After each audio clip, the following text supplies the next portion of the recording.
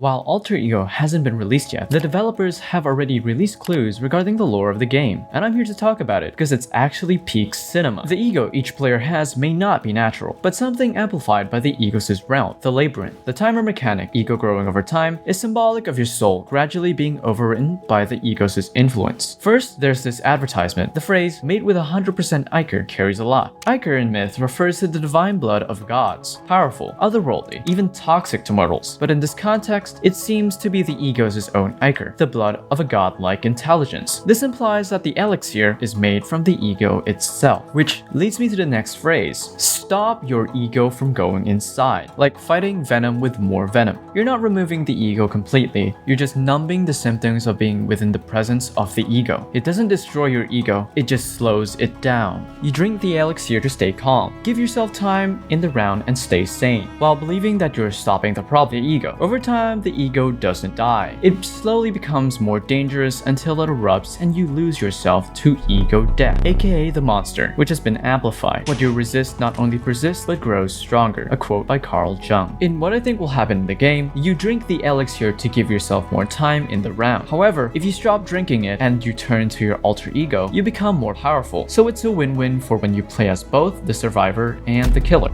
In the interview posted, the word soul is capitalized. It's likely a metaphor for what the ego tries to dissolve. The end goal is to remember who you were before the ego trapped you here eternally. The developers posted a sneak peek of one of the alter ego's soundtrack, which carries some lore with it.